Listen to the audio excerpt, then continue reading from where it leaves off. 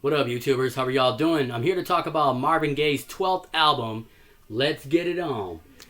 Today is the 52nd anniversary to this album right here. It was released on August 28, 1973. This is still an amazing classic, and it was released through Motown Records and the subsidiary label Tamla Records. Man, you even got some other singles on this too. Of course, you got the title track, Come Get to This, and You Sure Love the Ball. And the recording sessions for the album took place during June of 1970 through July of 73 at Hitsville U.S.A. and Golden World Studios in Detroit, and at Hitsville West of L.A., California. Serving as Marvin's first venture into the funk genre, Let's Get It On also incorporates smooth soul and doo-wop styles, alongside, sexually suggestive lyrics, leading to one writer's description of as it's one of the most sexually charged albums ever recorded, and Gay infused the ideas of spiritual healing in the songs. So albums recorded, I meant to say. He infused the ideas of spiritual healings in the songs about sex and romance, and in part of a way of coping with his childhood abuses from his father, Marvin Sr., which had stunted his sexuality. And following the breakthrough of the success of this album of his, socially consciously about what's going on in 1971, Let's Get It On helped establish him as an SEX icon and broaden his mainstream appeal, and it produced the 3 hit singles already mentioned, and that achieved Billboard chart success. And Let's Get It On became the most commercially successful album of Gay's career at Motown, resulting in more creative control of being given to him by the label. Its erotic balladry multi-tracking of Gay's vocals and seductive funk sound also influenced the later R&B recording artists and producers, with the title track specifically helping pioneer the slow jam and quiet storm formats.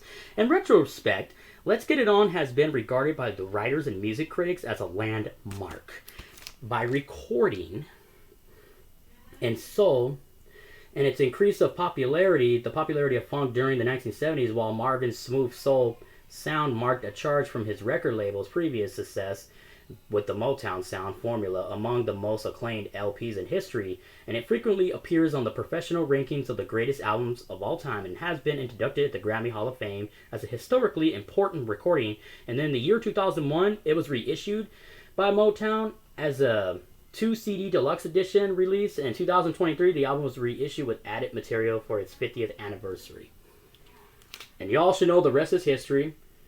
There was more to it. With the spring of 72, Marvin was suffering from writer's block, and following the release of his most commercially successful album to that point of What's Going On and the soundtrack to the blaxploitation film Trouble Man, and he also struggled to come up with new material in Motown and renegotiated a new contract with them.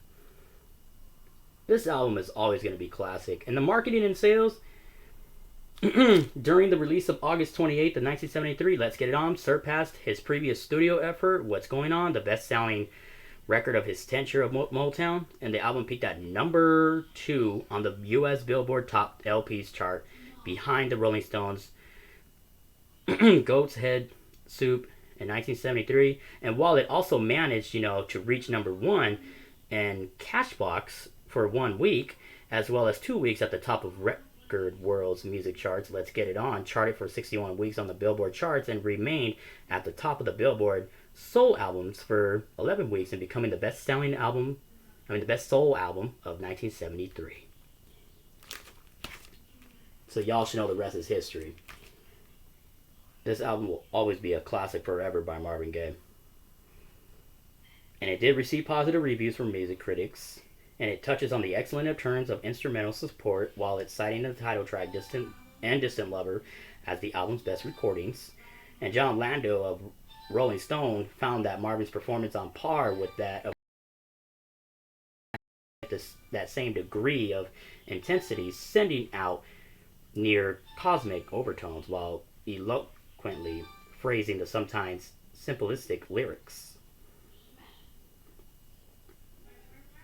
If you love soul music like this, This is a must to own in your collection.